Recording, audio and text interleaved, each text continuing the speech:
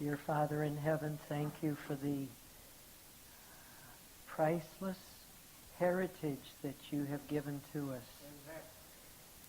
Thank you for our ancestors that breathed liberty, that breathed freedom of conscience. Thank you, Father, that Jesus paid the price so that people could have that freedom to choose and to serve you and to die for you.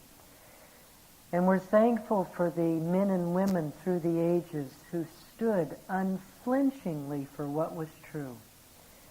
We're thankful for our heritage and for those settlers that came across and braved the waters of the Atlantic Ocean to have religious freedom. Father, as we study some of that history today, I pray that you'd burn into our own hearts and into our own minds the desire to carry that torch that will illuminate the path when Jesus comes. In his name we pray. Amen.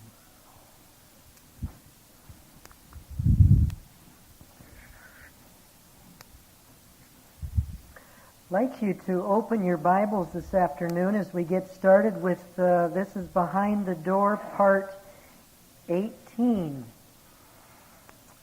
Behind the Door, Part 18. We're going to be looking in Revelation chapter 12, and the title of Behind the Door, Part 18 is England's Glorious Heritage. England's Glorious Heritage. Now that does not mean that England, of course, would be the only one that has a glorious heritage, because I think we could trace and search from different places, different nationalities, different cultures, where the heritage is equally as great. But I just simply chose this one because of some rather familiar historical things that happened, and so that we might understand them in light of Bible prophecy. Revelation 12, verses 13 through 16. It says, "And when the dragon saw that he was cast to the earth, he persecuted the woman which brought forth the man-child. And to the woman were given 2 wings of a great eagle, that she might fly into the wilderness, into her place, where she is nourished for a time and times and half a time from the face of the serpent." So up through verse 14 of Revelation chapter 12, we find that the devil persecutes the church, the good woman of Revelation 12, and it says that there would be a particular time period of persecution in verse 14, because it says the woman was given 2 wings of a great eagle, that she might fly into the wilderness. And the wilderness, of course, is an obscure place. And it says that the woman would be nourished there in the wilderness for a time and times and half a time from the face of the serpent. Now we know clearly that the time, times, and half a time is the same time period that we find in Daniel chapter 7, verse 25. It's the same time period in Daniel 12, verse 7. And then that same period is mentioned 5 times in the book of Revelation. And that, of course, is the period of 1,260 years. So it says that God's church would go into obscurity for a period of 1,260 years. Now, verse 15 continues on and says, "The serpent," or the devil, "cast out of his mouth water as a flood after the woman, that he might cause her to be carried away of the flood." Now, what is that talking about?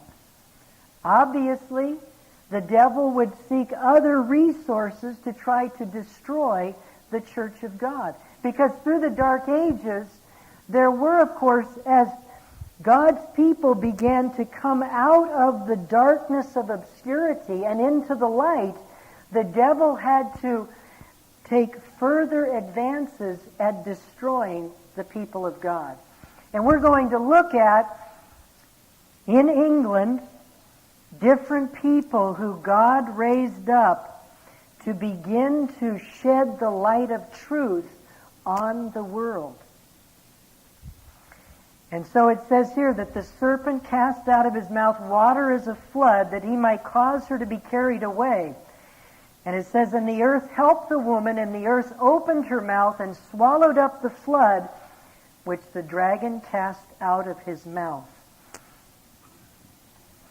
As God's people came out of the light of the dark ages, as they came into the light of the morning star of the Reformation, who was that person?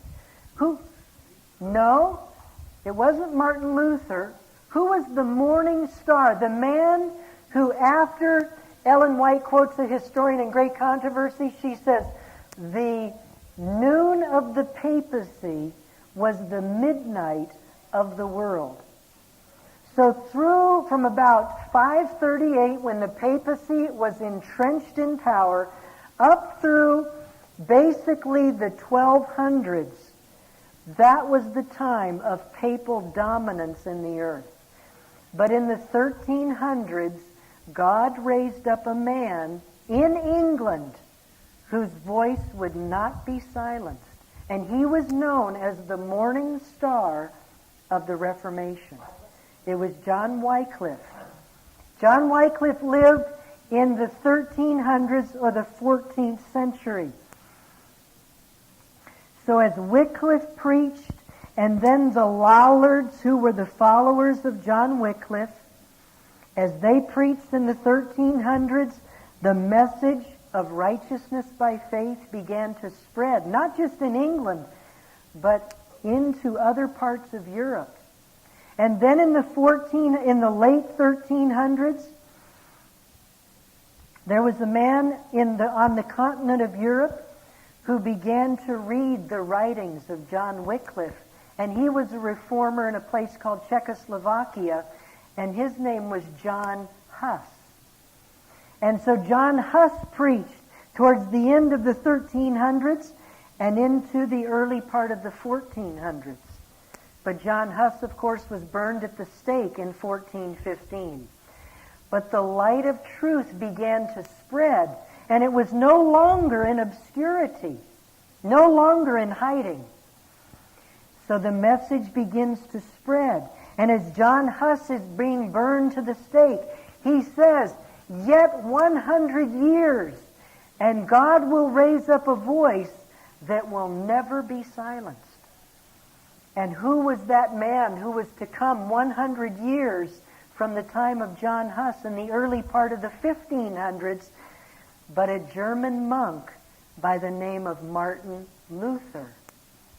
And so, through Luther, in the early part of the 1500s, the message goes throughout Europe, into Scandinavia, down into Spain, begins to go into Eastern Europe, and the light of truth is running and spreading like wildfire.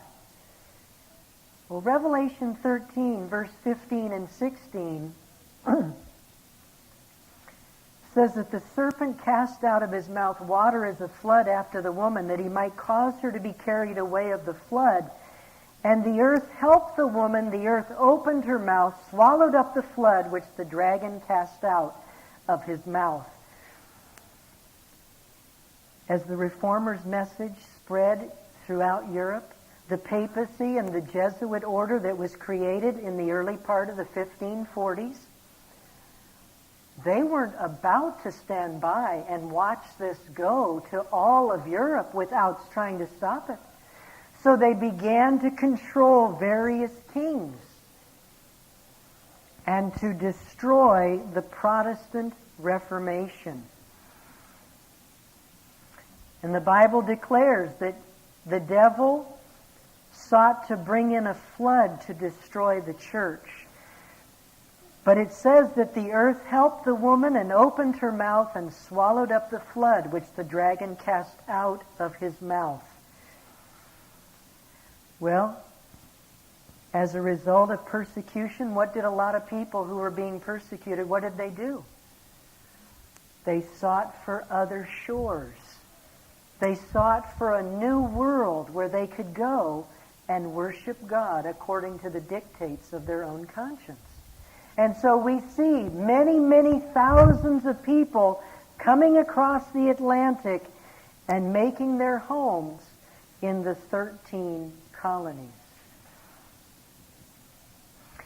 Now, what I'd like to do for the rest of our time here today is look at, specifically in England, a few of the major events that transpired after Luther that where we see Protestantism and Jesuitism or Catholicism going head to head with each other. First off, after Martin Luther, of course, nailed the 95 Theses on the door at Wittenberg, and the gospel began to spread, there were, of course, in England, various people that were studying at the big colleges there, like Oxford and Cambridge. And one of those people was a man by the name of William Tyndale. And William Tyndale was a scholar and a expert in languages. Most historians say that William Tyndale knew at least 6 or 7 different languages. So William Tyndale used this gift that God had given to him, and William Tyndale took the Greek New Testament, the Koine Greek New Testament, and translated it into English. And the thing that made William Tyndale's translation so important and so valuable was that William Tyndale's translation was not as expensive as John Wycliffe's. Because you see, in the days of John Wycliffe, in order for the Bible to be translated, they had to do it by hand. And because they had to do it by hand, the Bible was very, very expensive. And very few people had the Bible. But in the times of William Tyndale in the early 1530s, the Gutenberg press had already been invented in 1450, 1453 by a German by the name of Johann Gutenberg. So by the time of Tyndale, printing had made it much cheaper for Bibles to be produced. So William Tyndale's Bible was able to spread in English across the English realm. Now, of course, Henry VIII was not fond of the Bible in England, and so William Tyndale had to flee England, and most of his printings were done in Europe. And they were then put into sacks of grain, sent across the English Channel in ships, and then merchants who were loyal to the Reformation, they would open their sacks of grain, and deep down, buried inside, would be the English Bible. So that's how the Bible spread in England. Now, Henry VIII opposed it for most of his life through the Catholic influence in England. Finally, when Henry died in 1547, his only son, by the name of Edward, came to power. And Edward, who was a very young man, was heavily influenced by Protestant reformers, and so Protestantism spread in England. But Edward died after only ruling in England for a short 6 years. And in 1553, the only child of Henry VIII's first wife, a woman by the name of Catherine of Aragon, her only child, a girl by the name of Mary, came into power. Catherine was a devout Roman Catholic, as well as her daughter Mary. So when Mary came into power in 1553, Protestantism took a tumble. And for the next 5 years, from 1553 to 1558, many hundreds of Protestants were slain in England.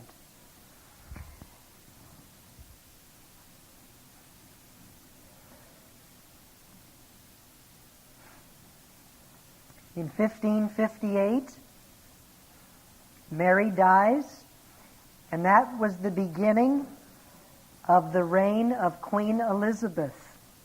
Queen Elizabeth was probably, in my opinion, was probably the greatest leader, one of the greatest leaders that England ever had. Elizabeth ruled England for 45 years, from 1558 to 1603.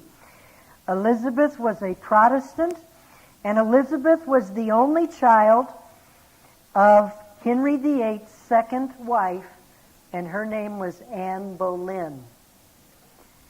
Elizabeth's reign produced some of the greatest English people that this world has ever seen.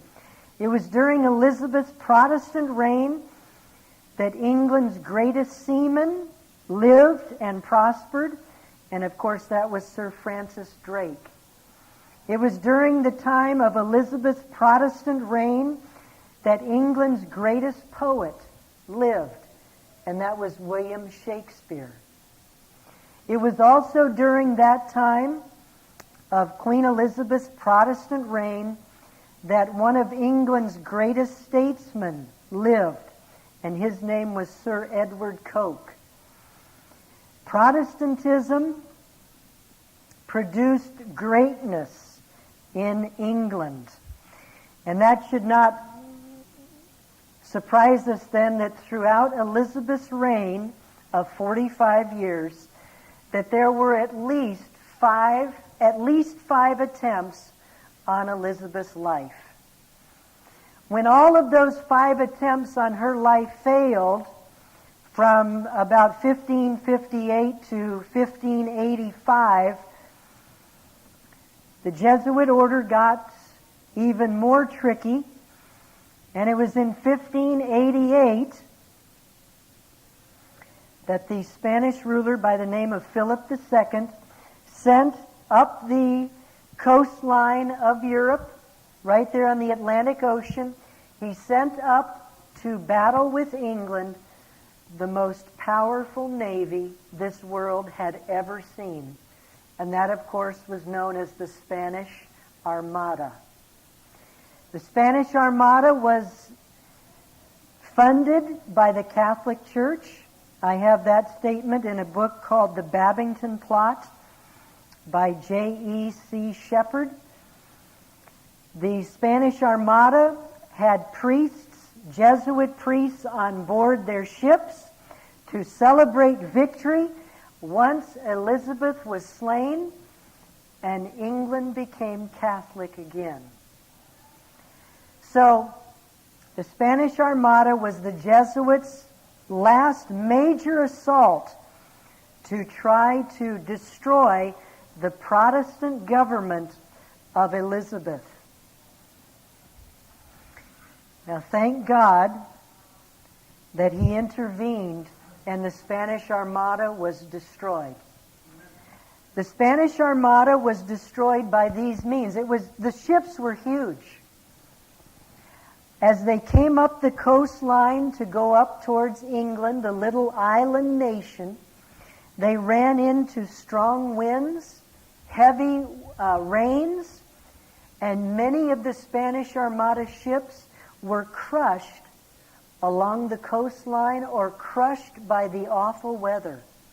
Others of the ships that actually made it into the English Channel, Sir Francis Drake and his seamen, they would go in and out with their smaller, faster ships, and they would hurl balls like torches of fire into the large Spanish Armada ships. And they were so big and so bulky, they would have a hard time maneuvering to get out of there, and so they would burn, and the little ships of Sir Francis Drake were able to defeat the Spanish Armada. It was a miracle of God that the Spanish Armada was destroyed.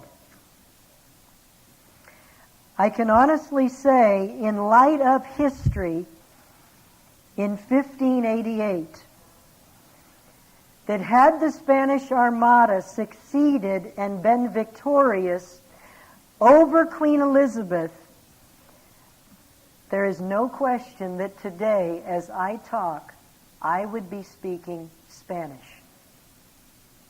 Because everything that we have as Americans today are as a result of the great Protestant reign of Queen Elizabeth. Had the Spanish Armada won, this nation would have been controlled by Catholic Spain and not by Protestant England.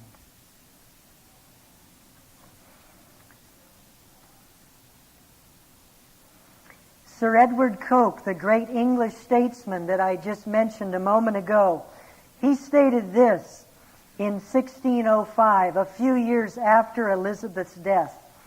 And this is taken from a book called The Jesuits by David Mitchell, page 115. Treason was the Jesuits' proprietary thing. The Jesuits set foot in England. They never passed 4 years without a most pestilent and pernicious treason tending to the subversion of the whole state of England. So Edward Coke saw that at least once in every 4 years, the Jesuits sought to destroy England.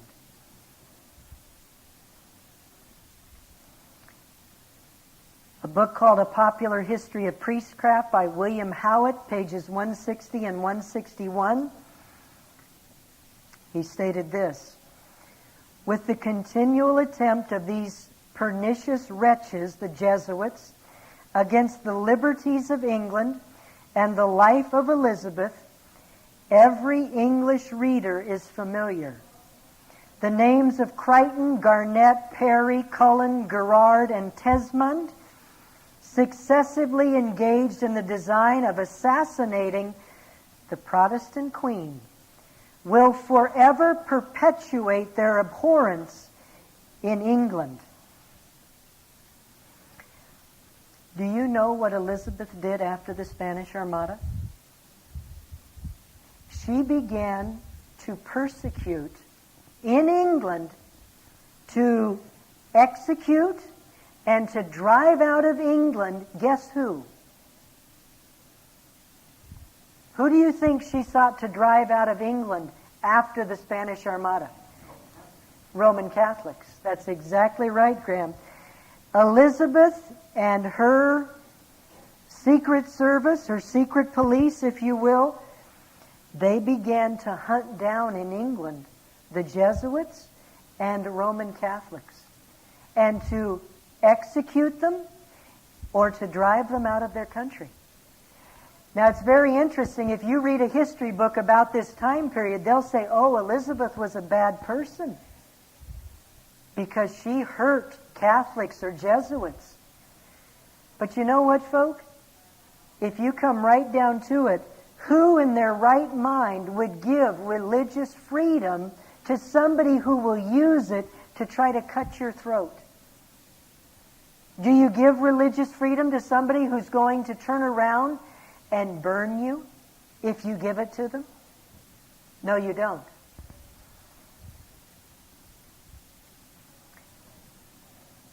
So that's what happened in England following the Spanish Armada.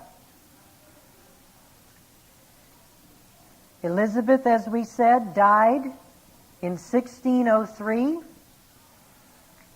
And in 1603, her successor was a man who was known as King James VI of Scotland, and he became King James I of England. Now, why is King James so important to us? Can anybody tell me why? That's exactly right, Graham. This King James, who came to the throne of England following the death of Queen Elizabeth, is the one who is behind the writing and printing of the King James Bible. So the King James that has brought down and has given to us the King James Bible came to power in England in 1603. Now, because he gave us this kind of Bible, do you think he was Catholic or Protestant? He was Protestant, obviously. He was Protestant. Now, if the Jesuit order and the Catholic Church sought to kill Queen Elizabeth at least a half a dozen times and maybe more during her reign, how do you think they felt about King James? At least just as bad, if not worse. So do you think it's possible that any attempts might be made on his life? Absolutely. If you go over to England today, there is a festival every year on November the 5th. And it's known as, the Guy Fawkes Day. Well, why do England still honor November 5th every single year? They build bonfires and they burn Guy Fawkes in effigy on the bonfire. Okay? They burn Guy Fawkes in effigy every year on November the 5th. Let me give you a little hint into something I read this week. And in fact, I think I've got it in my notes. At first, every November 5th, they would not burn Guy Fawkes in effigy. They would burn the Pope in effigy. Eventually, it became Guy Fawkes who was burned in effigy. Now, let's analyze. Who is Guy Fawkes? What did he do? What does he have to do with King James? And why is that day still honored in England? 1605, November 5th, Parliament and King James I were going to be having a session in Parliament. It reconvenes every November. Every year it reconvenes. Monarch attends. It's a celebration. It's an official thing.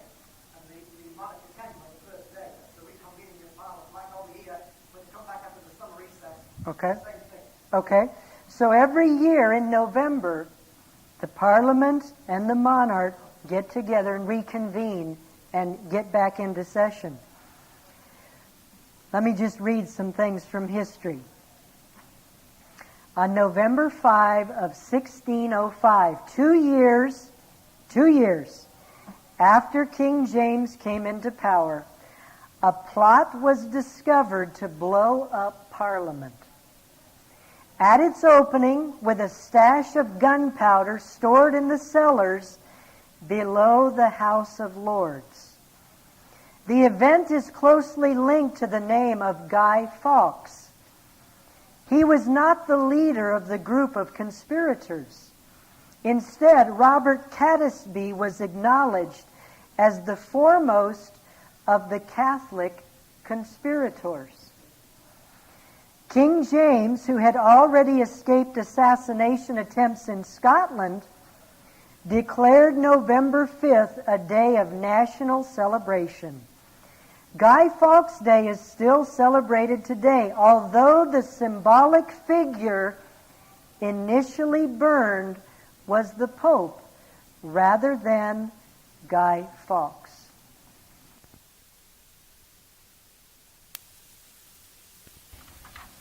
Where do you get that quote from? That was taken, Graham. That quote was taken from an internet site on history. It's www.bbc.co, the British Broadcasting Company. They never taught us that in school. I never knew that when you just said it. Okay.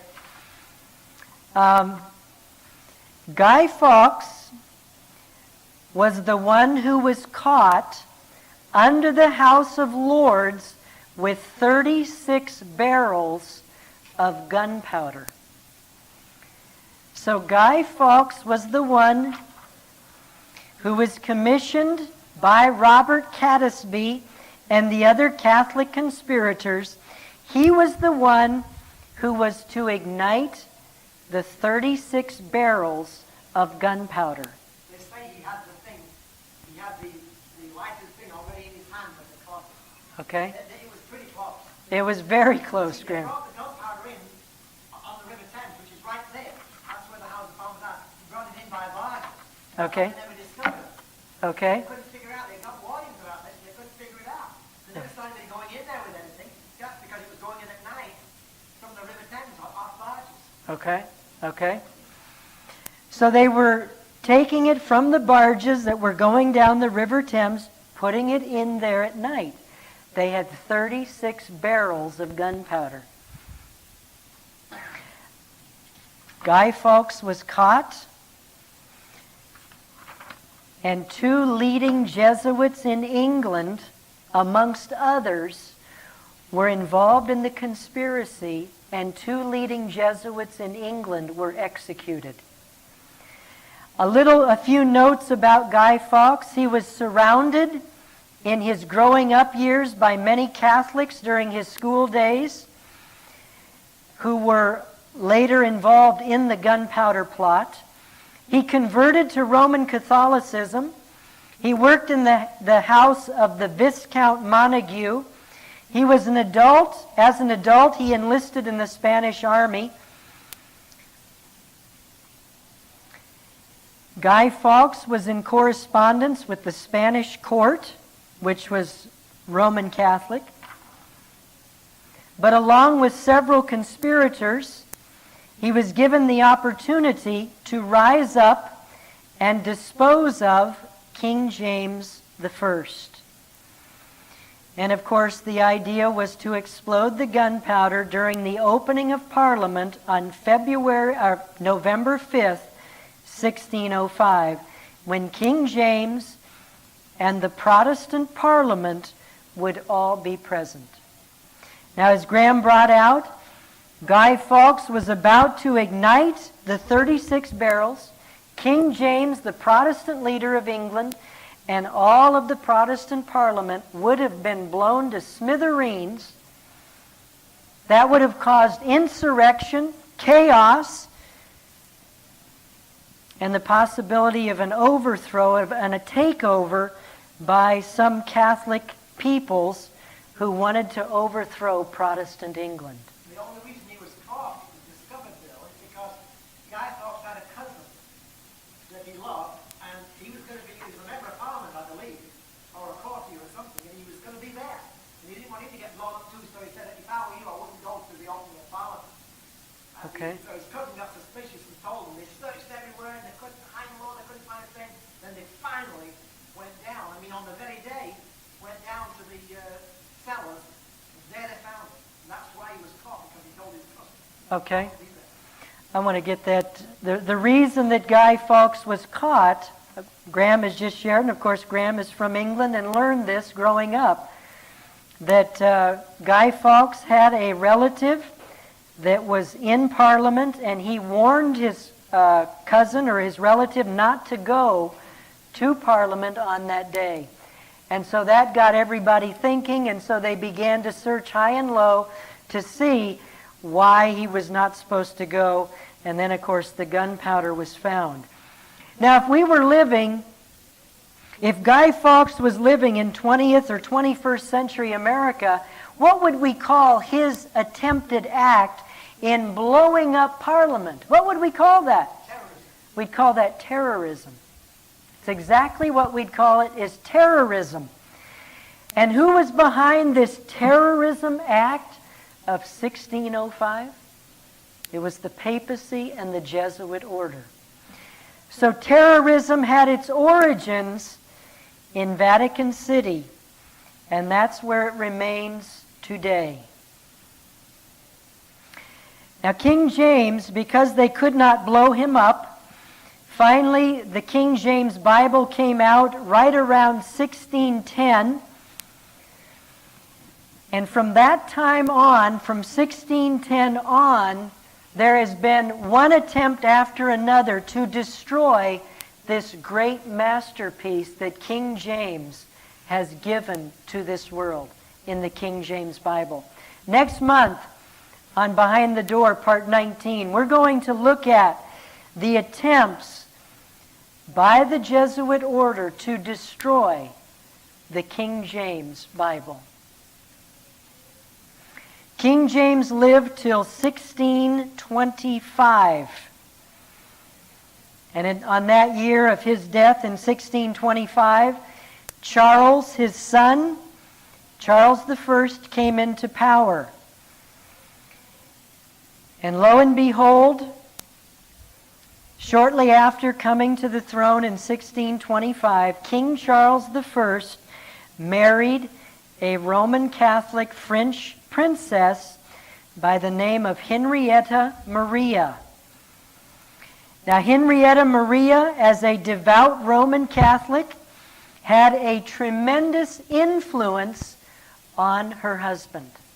And so during the reign of King Charles, we find some very interesting things happening in England. If you look at the time frame,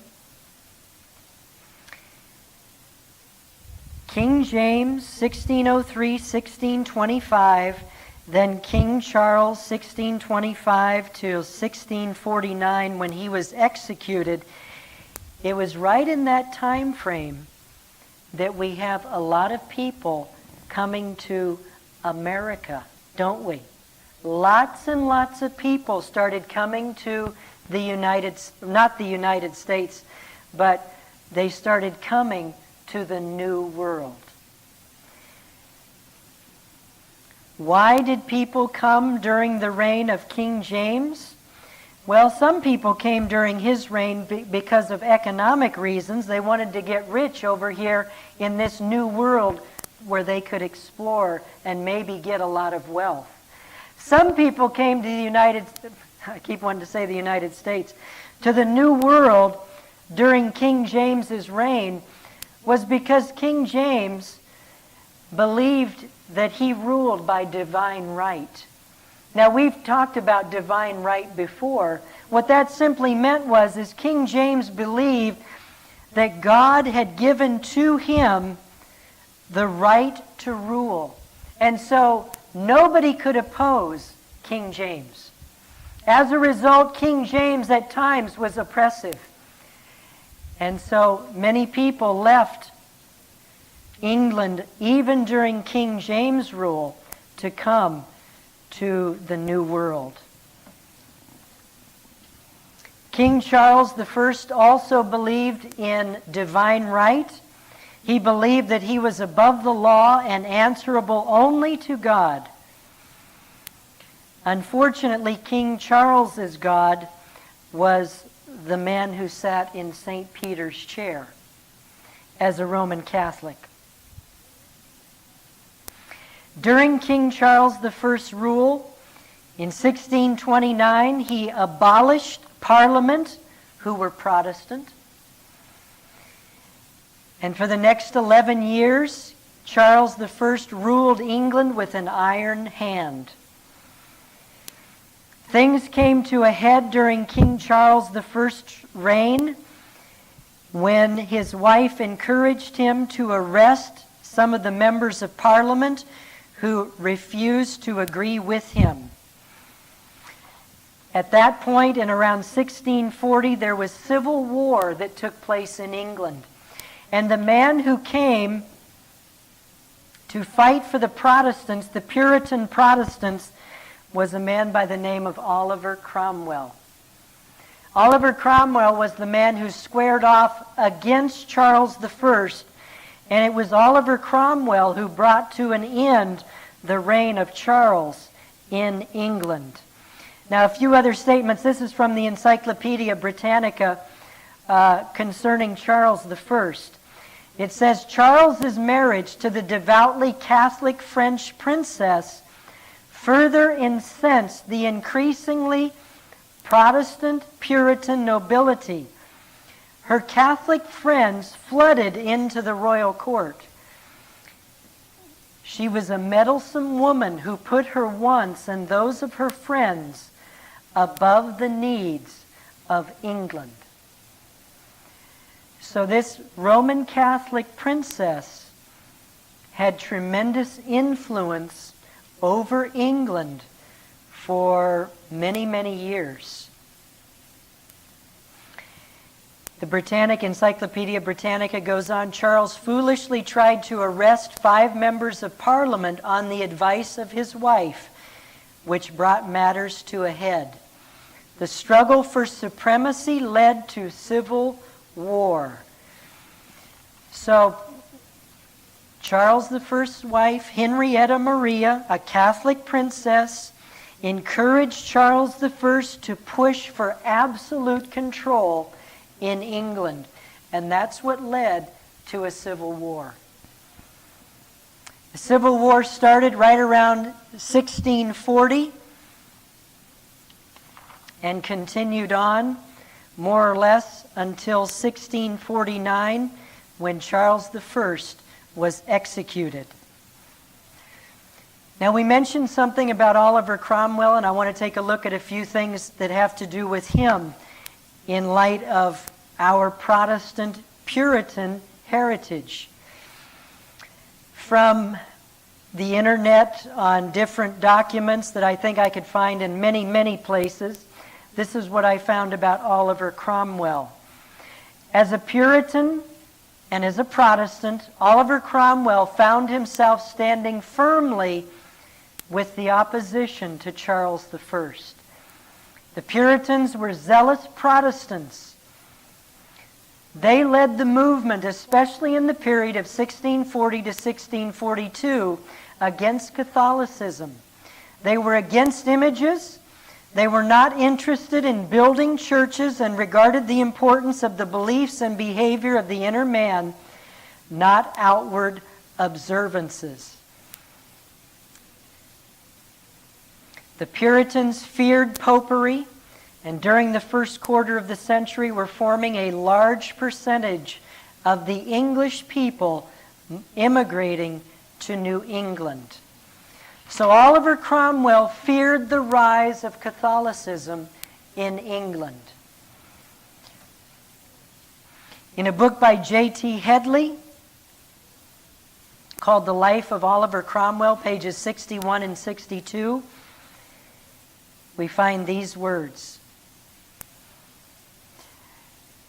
Oliver Cromwell said, I want men who will bring some conscience to what they do. And I promise you they shall not be beaten. Cromwell thus got around him a group of men who scorned idleness and pleasure, and who submitted cheerfully to his rigid discipline. They bore privations and toils without a murmur.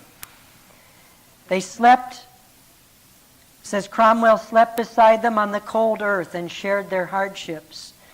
Fighting under the protection of God and for God and religion, they would rush into battle as a banquet and embrace death with rapture. And this body of 1,000 men was never beaten. So Oliver Cromwell was a man of strong discipline. He was a man who opposed Catholicism and feared the rise of popery through Charles I in England. Oliver Cromwell was hated by the Jesuit order, and so we read again in the book Life of Cromwell, page 421, that there were 160 men selected from his different regiments, divided into 8 groups, who were his bodyguard. 160 men guarded Oliver Cromwell at all times. 10 of whom were always on duty about his person. On these he could rely, and unflinching and bold must be the man, and quick the assassin's knife that could reach him. Oliver Cromwell died a natural death. He died a natural death. It's interesting, though,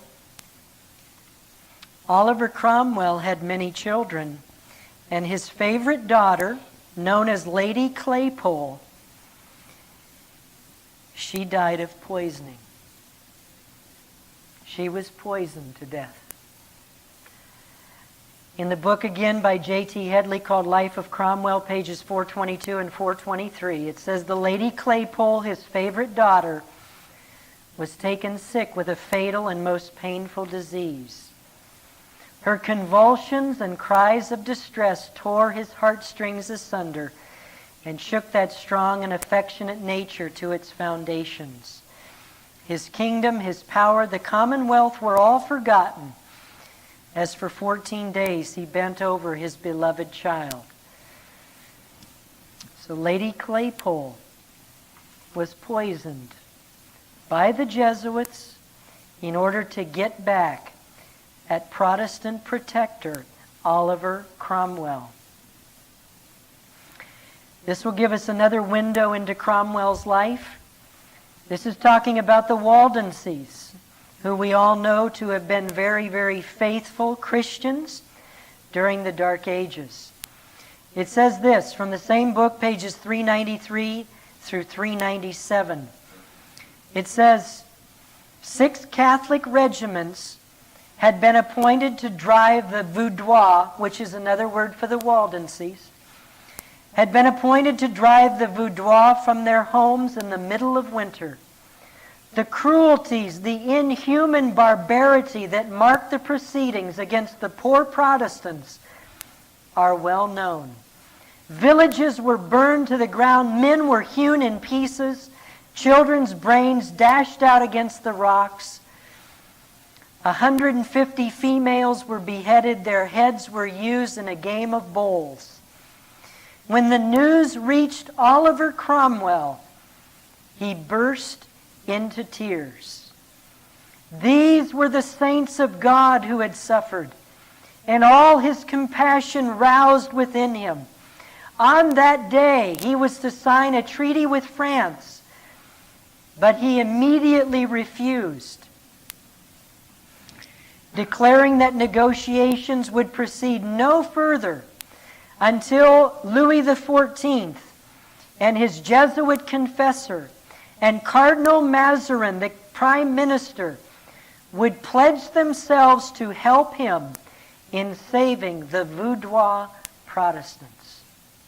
So Cromwell said, I will sign no treaty with anyone who will support the terroristic attacks on the Waldenses.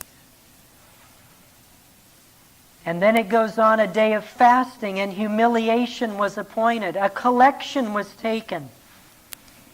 The contribution amounted to over 37 British pounds. That's a lot of money. Showing how deeply Protestant England was stirred by the persecution of the Piedmontese Christians. It is said that Cromwell replied to some obstacles that were mentioned as interfering with his plans, that he would sail ships over the Alps if he had to, but that he would put a stop to the persecution. War with France, nay, with the whole world he would wage, but the persecution of the children of God would cease. Does that give us an idea as to the life and character of Oliver Cromwell? A Puritan Protestant, a defender of the Waldenses, a man who opposed to the end Catholic tyranny. Oliver Cromwell was a great Christian Protestant man, and any historical document that will say otherwise is a rewritten fabrication of history by the Jesuit order. That's what it is. Oliver was the champion of Protestantism. He took pains to let the Pope understand that he knew that he was to be at the bottom of all the persecutions, and that if he did not watch out, Oliver Cromwell would the Pope would see Oliver's ships in the harbor of Civita Vecchia, and he would hear the thunder of Oliver's cannon around the Vatican. In all of his treaties, he made the rights of Protestants an indispensable article. He insisted that English merchants in Portugal should be allowed to worship God in their own way. He compelled France to respect the lives of the Huguenots. The Huguenots called Oliver Cromwell their only hope next to God. Thus, the terror of Cromwell's name became everywhere a shield for persecuted Christians. Praise God that he raised up this mighty Christian man, Oliver Cromwell. And what was it that made Oliver Cromwell the great Christian, Protestant, Puritan, defender of God's people, and one who would go after the enemies of God? What made him the man he was? I'll read it to you. It says, on one occasion, while looking at some statues of famous men, he turned to a friend of his and said, "When my statue is made, make mine kneeling." Make mine kneeling. So make my statue kneeling. Because he said, "For thus I came to glory." So Oliver Cromwell, this great Protestant Puritan protector, realized that his power was found in prayer. That's what made him the great Protestant that he was.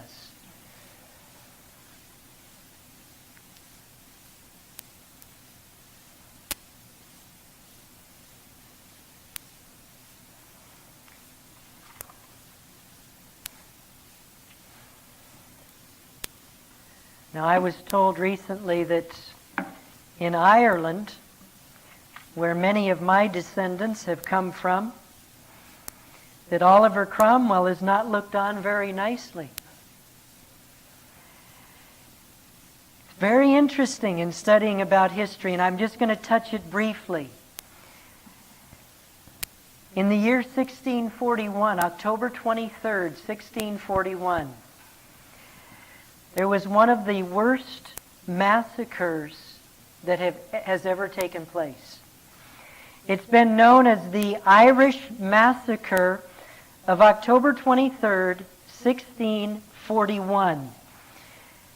Now the date is significant because October 23rd is the Roman Catholic feast of St. Ignatius Loyola, the founder of the Jesuit order. So the Jesuit order and the Catholic Church took October 23rd of 1641, and it was on that day that began a most violent persecution of Irish Protestant Christians. They say in the massacre that went on for several years that there were over 150,000 people that were killed. And one author I read this week said, it's so interesting that in history, the history that's written today, there seems to be a historical blackout of what really happened October 23rd of 1641. I wonder who caused the blackout.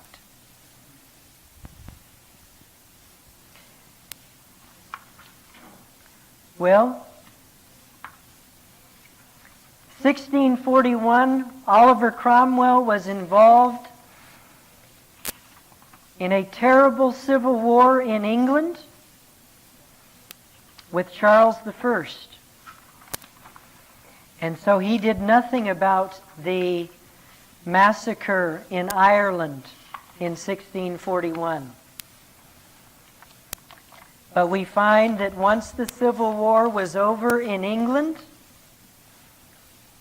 Oliver Cromwell turned to Ireland.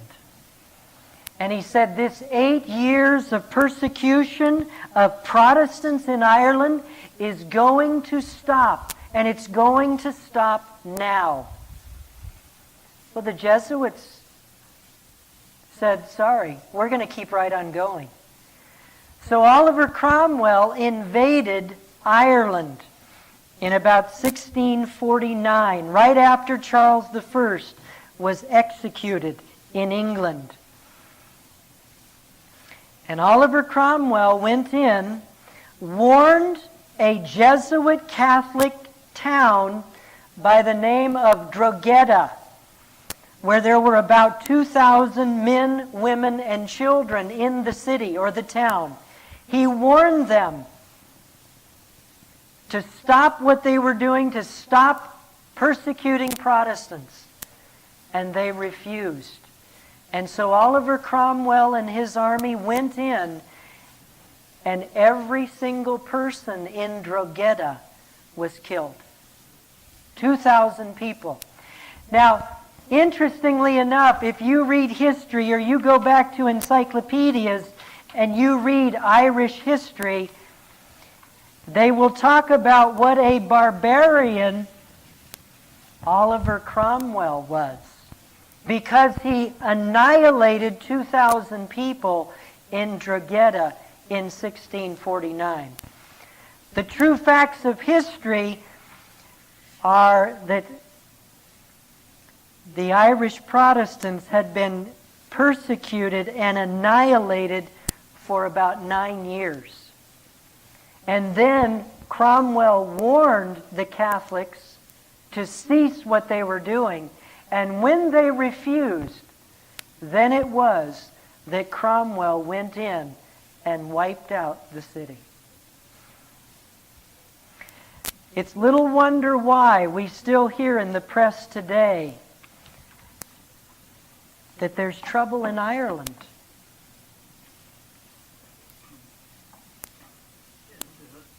Isn't it this time now that it's the Protestants in Ireland who are persecuting the Catholics?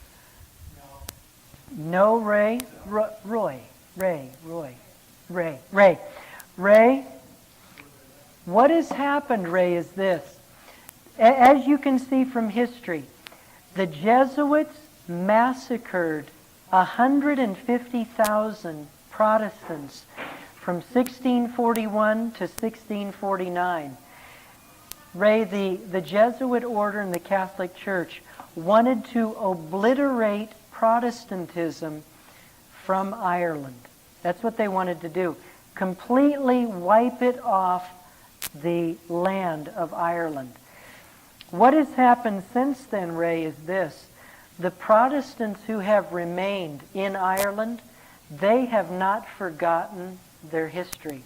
And they realize if the Catholic Church is allowed to be in the ascendancy and to control Ireland, the Protestants realize they will be killed again.